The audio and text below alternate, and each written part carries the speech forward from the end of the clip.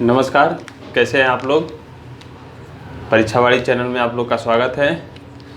तो आज हम लोग पढ़ेंगे केंद्र के बारे में। तो केंद्र में एक राष्ट्रपति आता है, फिर विधायिका आती है, संसद, लोकसभा, राज्यसभा और फिर सुप्रीम कोर्ट। इसी को हम लोग क्रमशः पढ़ेंगे। तो आज हम लोग राष्ट्रपति के बारे में पढ़ेंगे। तो राष्ट्रपति में ये पढ़ेंगे कि कौन राष्ट्रपति बन सकता है, कैसे उसका निर्वाचन होगा, कैसे उसको हटाया जाएगा, उसकी पद रिक्त होगी तो उसका स्थान कौन लेगा। इन्हीं बारे में आज हम लोग पढ़ेंगे। तो शुरू करते हैं। देखिए, पूरा केंद्र के बारे में भाग 5 में दिया गया है। आर्टिकल 52 से लेके 151 तक पूरा केंद्र के बारे में दिया गया है। केंद्रीय स्ट्रक्चर उसमें पूरा है। तो आज हम लोग राष्ट्रपति के बारे में पढ़ेंगे। तो राष्ट्रपति का आर्टिकल 52 से शुरू होता है और क्रमशः 62 तक चलता है, फिर 65, फिर धीरे धीरे राष्ट्रपति का पूरा संविधान में जगह जगह उसका उल्लेख मिलेगा। लेकिन पहले इसमें हम लोग देख लेते हैं कि कौन राष्ट्रपति बनेगा, उसकी सेवा शर्तें क्या होंगी, ये सब जान लेते हैं। इसका सामान्य परिचय एक तरह से। तो शुरू करते हैं। देखिए, सीक्वेंस में पढ़ा जाएगा, आर्टिकल वाइज आराम से चलता चलेगा। तो आर्टिकल 52 क्या कहता है कि भारत का एक राष्ट्रपति होगा।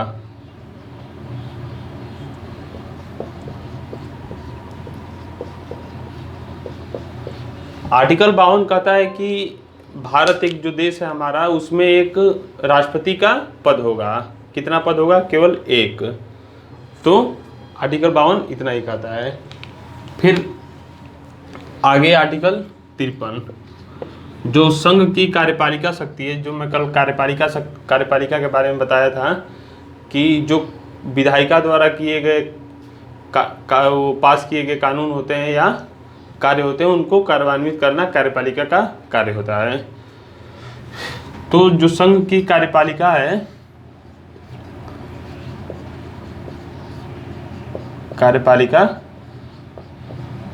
शक्ति, वो आर्टिकल 53 के तहत इसमें संविधान में दिया गया है कि वो राष्ट्रपति में निहित होगी। राष्ट्रपति उसका सर्वोच्च अधिकारी होगा और वो अपने अधीनस्थ के माध्यम से वो कार्य को करवाएगा। अधीनस्थ में कौन कौन आएगा? तो मंत्रिपरिषद पूरा आ जाएगा, फिर विभिन्न बड़े बड़े जो लोक सेवक अधिकारी हैं वो सब आ जाएंगे। इस प्रकार से कार्यपालिका का विस्तार होता है। फिर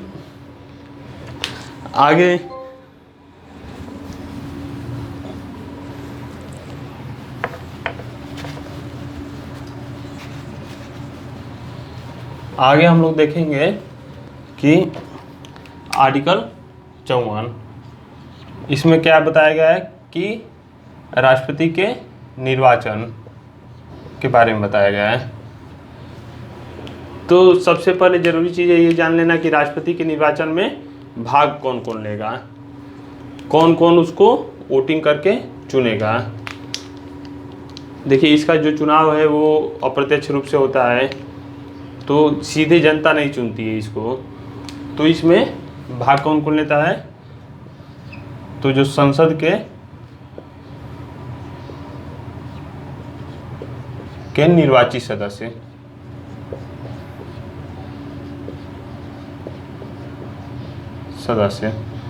देखिए, संसद में दोनों सदन आ जाता है, लोकसभा और राज्यसभा। ठीक, तो दोनों अलग अलग भी लिख सकते हैं या केवल संसद भी लिख सकते हैं। कौन सदस्य? तो निर्वाचित सदस्य।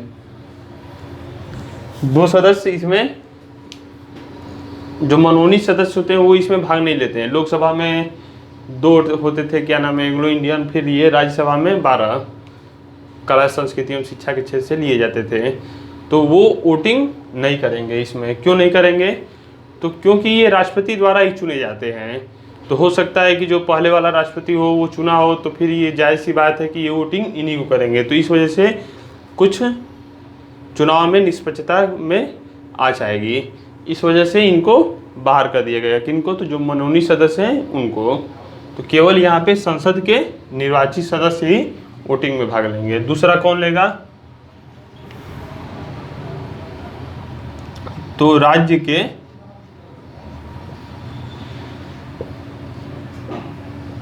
के विधानसभा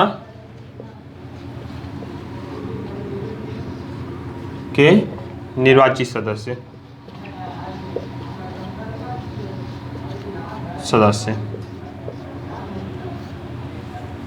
राज्यों की विधानसभा, यानी जो हम बताए थे कि भारत एक देश है, उसमें कई राज्य विभक्त हैं, तो हर राज्य की एक विधानसभा होती है। जैसे केंद्र स्तर पे संसद है, उसी तरह हर राज्य में एक विधानसभा होती है।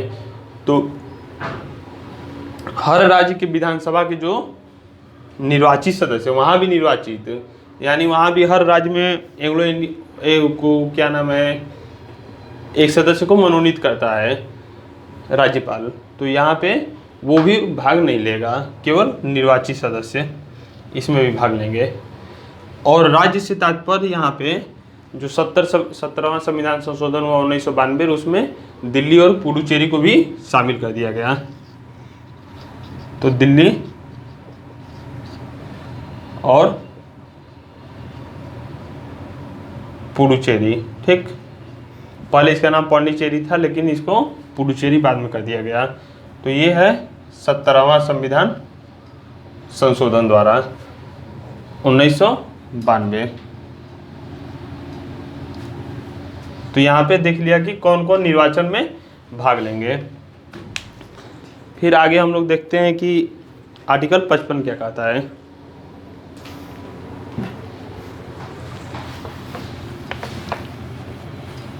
बहुत आसान है, बस समझते चलना है, कुछ है नहीं इसमें।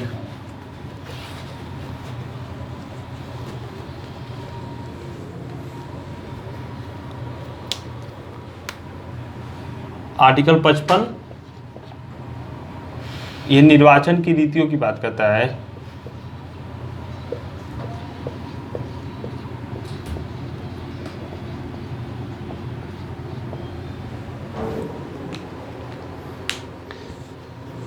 तो राष्ट्रपति का जो चुनाव है हमारा, वो अनुपातिक प्रतिनिधित्व का एक प्रणाली आती है निर्वाचन का। जब आप लोग पॉलिटी साइंस का फर्स्ट पोर्शन पढ़ेंगे तो उसमें है एक कई जगह जगह चुनाव की प्रणालियाँ होती हैं।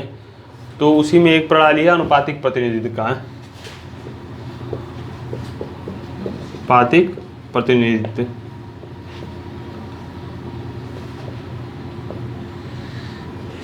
अनुपातिक प्रतिनिधित्व में भी कई प्रकार से पद्धति होती हैं।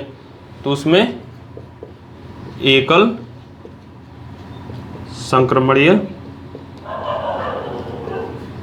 पद्धति, ठीक, यह परीक्षा में पूछता है कि राष्ट्रपति का निर्वाचन किस आधार पे होता है। फिर जो इसमें क्या होता है कि सांसद होते हैं, विधायक होते हैं, वो वोटिंग करते हैं। वोटिंग किस प्रकार से करेंगे? तो वरीयता क्रम में करते हैं, यानी एक जो वोटर है वो सभी को वोट देगा, सभी को, यानी कि क्रमशःबद्ध वरीयता पे रखेगा। एक पहले नंबर पे किसको वोटिंग करना है, दूसरे नंबर पर वरीयता किसको करना है, तीसरे नंबर पे 4 प्रत्याशी होते हैं, तो उसमें होता है। और जब इसमें 50+1 आ जाता है तो यहाँ पे वही प्रत्याशी विजयी होता है। विजयी के लिए 50+1 होना आवश्यक है। तो इसमें आपस में डिस्ट्रीब्यूशन भी हो जाता है। कभी समय मिला तो इसका पूरा रीति को आप लोग को समझाएंगे कि किस प्रकार से वोटिंग होता है उसका। तो अभी इतना ही आप लोग जानिए, ठीक है। फिर आगे क्या होता है, आर्टिकल 56, बस क्रमशः ऐसे देखते चलिए।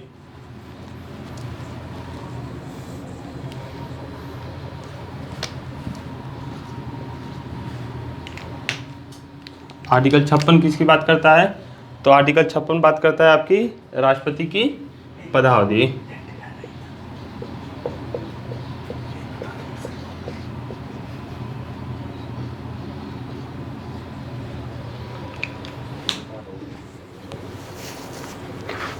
तो राष्ट्रपति की जो पदावधि होती है वो जिस दिन वो शपथ लेगा जिस दिन से वो राष्ट्रपति का पद संभालेगा उस दिन से उसकी पदावधि शुरू होती है और 5 साल तक चलती है। जब वो चुना जाएगा तो उस दिन से वो 5 साल तक राष्ट्रपति रहेगा। तो इसमें यही है पदावधि में। फिर 57 में दिया गया है कि कोई एक व्यक्ति चाहे कितने बार भी राष्ट्रपति बन सकता है, यानी पुनर्निर्वाचन।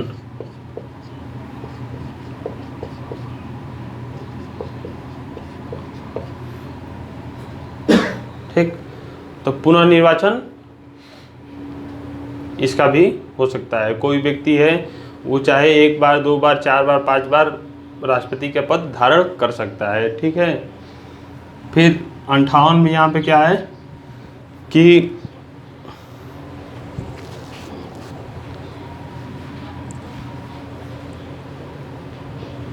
जो राष्ट्रपति की अर्हताएं हैं,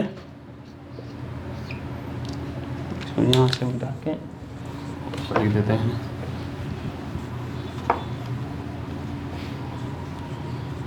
आर्टिकल 58 में राष्ट्रपति की अर्हताएं दिया गया है। 58 में अर्हताएं कि कौन व्यक्ति राष्ट्रपति बन सकता है। तो राष्ट्रपति वही व्यक्ति बन सकता है जो भारत का नागरिक हो। ठीक, पहला उसका है। दूसरा है कि 35 वर्ष की आयु वो पूरी कर चुका हो।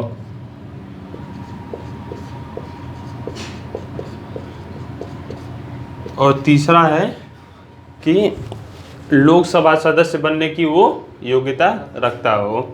जो लोकसभा का सदस्य बन सकता है और 35 वर्ष की आयु पूरी कर लिया हो तो वो भारत का राष्ट्रपति के लिए अहर माना जाएगा, यानी कि वो उसके लिए पात्र रहेगा बनने के लिए। तो यहाँ पे ये याद करिएगा, ये पूछता है बहुत प्रश्न में, लोकसभा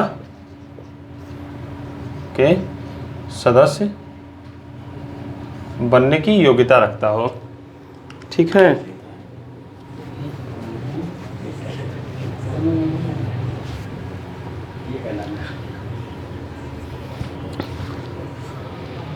फिर क्या है आगे कि राष्ट्रपति के लिए शर्तें।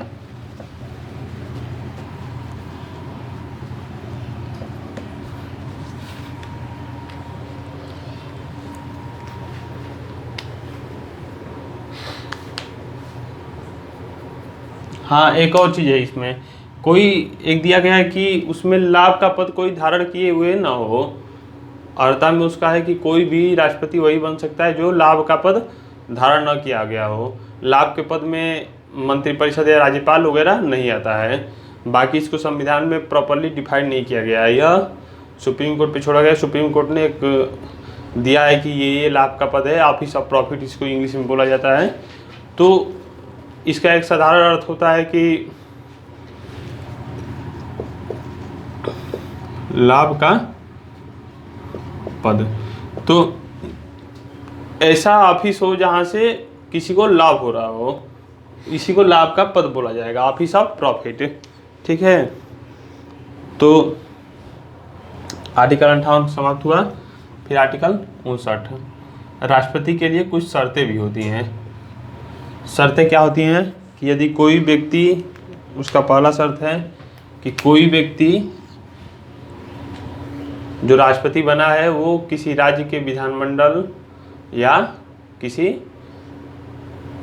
देश के संसद का सदस्य नहीं रहेगा।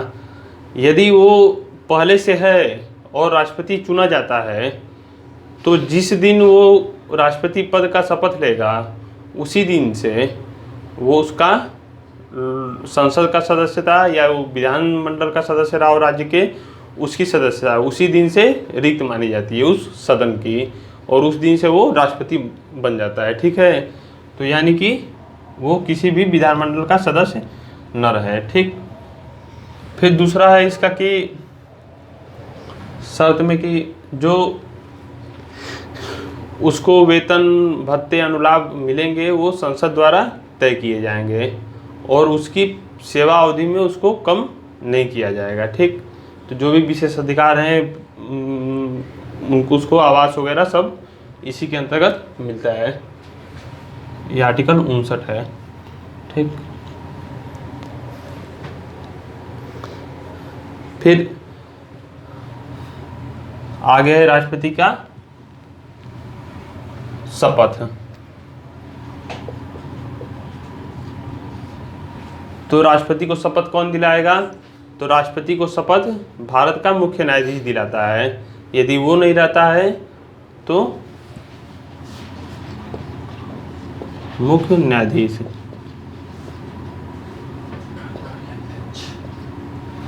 मुख्य न्यायाधीश यदि अनुपस्थित है तो जो सबसे वरिष्ठ न्यायाधीश होगा सुप्रीम कोर्ट का वो दिलाएगा। यदि वो भी अनुपस्थित रहता है तो यही सीक्वेंस चलता रहेगा क्रमशः। ठीक, एक के नीचे एक के नीचे एक के नीचे एक। और जो आर्टिकल 60 इसमें रहता है कि एक शपथ का प्रारूप आता है पूरा कि मैं फला फला फला व्यक्ति ये शपथ लेता हूँ कि भारत के राष्ट्रपति का अच्छा से निर्वहन करूँगा, कर्तव्य का पालन करूँगा, ये सब इसमें रहता है। ठीक है, फिर आगे होता है कि राष्ट्रपति पर महाभियोग। ये 60 में था शपथ। फिर 61 में आता है महाभियोग। ये क्रमशः है सिस्टम से समझते चलिए, आसानी से समझ में आएगा। अभी ये तो इंट्रोडक्शन है उसका, आगे असली उसका कार्य और शक्ति पढ़ने में आनंद आएगा। तो राष्ट्रपति को महाभियोग के बारे में बताया गया है।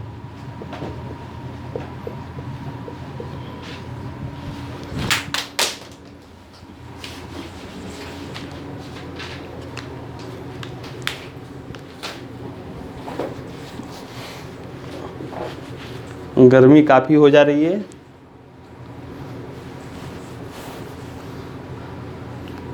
तो राष्ट्रपति का महाभियोग के बारे में हम लोग समझ लेते हैं। देखिए, राष्ट्रपति पे महाभियोग लगाया जाता है तो सिद्ध कदाचार के आधार पे लगाया जाता है। तो राष्ट्रपति पर महाभियोग लगाने से पहले इसको हम लोग मौखिक रूप में ही समझ लेते हैं, बाकी आप लोग किताबों से पढ़ लीजिएगा। तो इसमें क्या होता है कि 14 दिन पहले महाभियोग लगाना है राष्ट्रपति पे, तो 14 दिन पहले उसको सूचना दिया जाएगा। किसको? राष्ट्रपति को। लिखित सूचना वो रहेगा। ठीक, सूचना दे दिया जाएगा। फिर जिस सदन में, लोकसभा या राज्यसभा दोनों में से किसी सदन में वो लाया जा सकता है प्रस्ताव। तो प्रस्ताव यदि लोकसभा से लाया जाता है या राज्यसभा से, इससे कोई फर्क नहीं पड़ता, तो किसी भी सदन में वो प्रस्ताव लाया जाएगा। लेकिन प्रस्ताव लाया जाएगा, वो प्रस्ताव में उस सदन का, जिस सदन में ये प्रस्ताव लाया गया है उस सदन का 1/4 सदस्यों का उस पे हस्ताक्षर होना चाहिए, यानी कि उनका सहमति होना चाहिए। किसने? सदस्यों का 1/4 सदस्यों का। ठीक, फिर इसमें क्या होता है कि यदि उतने हो जाते हैं तो फिर जिस सदन में आया है उस सदन में उसको पूरा सदन की संख्या जितनी है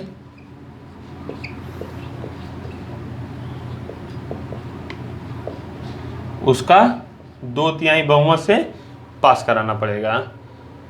यदि जिस सदन में आया है उससे पास हो जाता है, यानी जैसे राज्यसभा से हम लोग मान के चल रहे हैं कि राज्यसभा से आया या राज्यसभा में आया, तो राज्यसभा की सदस्यों की संख्या 250 है, तो उसका 2/3, तो 2/3 से पास हो जाएगा।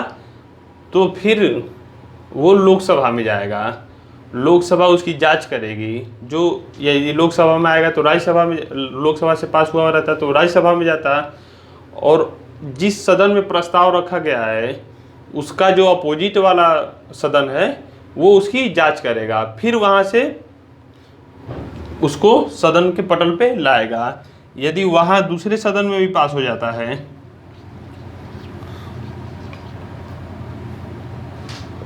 सदन में भी पास हो गया तो उसी दिन से उसका पद रिक्त माना जाएगा, यानी उसको हटना होगा राष्ट्रपति को।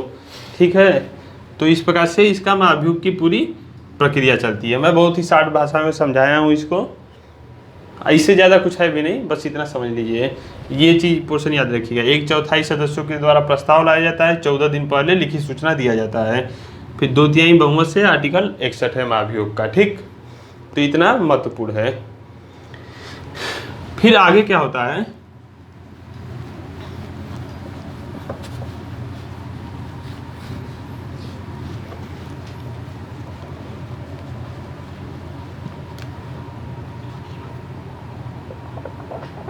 आर्टिकल 62 में बोला गया है कि यदि राष्ट्रपति का पद रिक्त होता है, यानी राष्ट्रपति यदि गुजर जाता है या लिखित इस्तीफा दे देता है, तो जिस दिन से वो इस्तीफा देगा उस दिन से 6 महीने के भीतर नया राष्ट्रपति को चुना जाएगा, यानी उसका चुनाव हो जाना चाहिए 6 महीने के भीतर। जिस दिन वो या तो गुजर गए राष्ट्रपति जी या वो त्यागपत्र दे दिया उन्होंने। राष्ट्रपति अपना त्यागपत्र किसको देगा, तो उपराष्ट्रपति को। ठीक, शपथ किससे लिया था, तो भारत के मुख्य न्यायाधीश से। त्यागपत्र किसको देंगे, तो अपने उपराष्ट्रपति को। ठीक, फिर आगे क्या होता है कि आर्टिकल 65 में ही दिया गया है कि यदि उसका पद रिक्त रहता है या गुजर जाता है तो उसका उस समय, यहाँ तो गुजर गए वो, अब तो नया चुनाव होने में 6 महीने का लगभग वक्त लगेगा, पहले भी हो सकता है, मैक्सिमम 6 महीने का समय दिया गया है। लेकिन जो भारत का सर्वोच्च पद है, भारत उस पद से खाली तो नहीं रह सकता, उसका पद में कोई ना कोई स्थान ग्रहण जरूर करना चाहिए। तो आर्टिकल 65 में दिया गया है कि यदि भारत का राष्ट्रपति अनुपस्थित है तो उसका कार्यभार उपराष्ट्रपति देखेगा। ठीक, इतना संविधान में दिया गया है। फिर उसके बाद आगे क्या है कि उसके बाद मुख्य न्यायाधीश, फिर उसके बाद ये भी मुख्य न्यायाधीश भी अनुपस्थित रहता है, देखिए सीक्वेंस है। उसके बाद वरिष्ठ न्यायाधीश, यही सीक्वेंस चलता रहेगा। राष्ट्रपति नहीं रहा तो उपराष्ट्रपति, उपराष्ट्रपति भी नहीं रहा तो मुख्य न्यायाधीश, मुख्य न्यायाधीश भी नहीं रहा तो वरिष्ठ न्यायाधीश।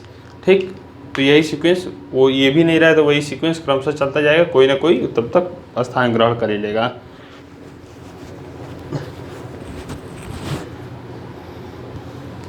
हाँ, एक चीज़ और है कि कुछ इसमें जो राष्ट्रपति के चुनाव से संबंधित है चीज़ें, वो अलग से आपको बता देता हूँ जो दिया गया है।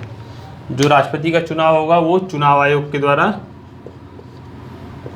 जो भारत का चुनाव आयोग है उसके द्वारा किया जाएगा, कराएगा। फिर इसका कोई भी जो फैसला होगा चुनाव से विवाद संबंधी, उस पर सुप्रीम कोर्ट का अंतिम फैसला होगा, उच्चतम न्यायालय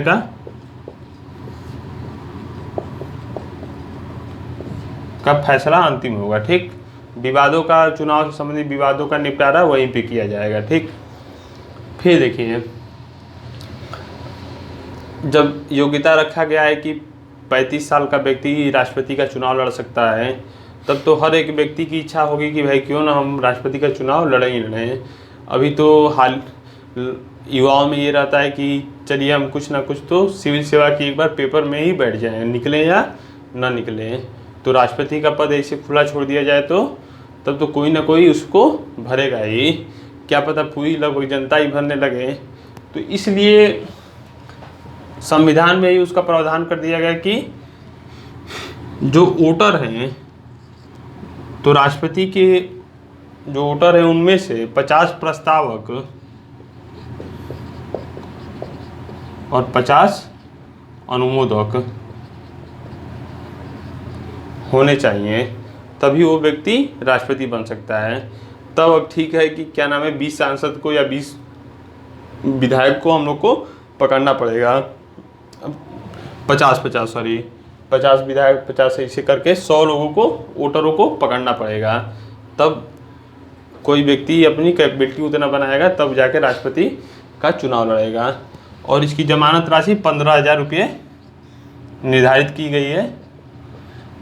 यदि वो मिनिमम वोट से कम पाता है वोटिंग, तो उसकी जमानत भी जब्त हो जाती है। ठीक।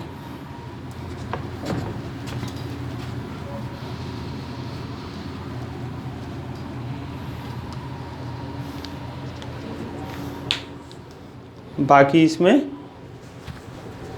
इसके जो सामान्य परिचय था वो एक तरफ से लगभग समाप्त हो चुका है। बाकी हम लोग कल उसके राष्ट्रपति की जो कार्य एवं शक्तियाँ होती हैं, कार्य एवं शक्तियाँ, उसको पढ़ा जाएगा सीक्वेंस में, कि जो विधायी कार्य होती हैं, इसका विधायिका के रूप में भी राष्ट्रपति कार्य करता है, तो उसके बारे में भी कल पढ़ा जाएगा कि विधायी कार्य उसका क्या होता है, कार्यपालिका संबंधी कार्य उसके बारे में क्या क्या नियुक्तियाँ करता है, ये सब कार्यपालिका संबंधी कार्य आ जाती हैं। फिर न्यायिक कार्य भी आता है, उसके को क्षमादान देने की शक्ति होती है। फिर सैन्य शक्ति होती है, जो राष्ट्रपति होता है वो तीनों सेनाओं का अध्यक्ष होता है। तो ऐसे बहुत चीज़ें उसके कार्य एवं शक्तियाँ हैं, उसको क्रमशः हम लोग कल के डेट में पढ़ा जाएगा। ठीक है। आज यह राष्ट्रपति का एक सामान्य परिचय था कि कौन व्यक्ति राष्ट्रपति बनेगा, कौन कैसे निर्वाचित किया जाएगा, कैसे उसको हटाया जाएगा। ठीक है। तो आज इतना ही। आर्टिकल क्रमशः देखिएगा, अनुच्छेद वाइज वो याद हो जाएगा सीक्वेंस में। ठीक है। ठीक है, धन्यवाद।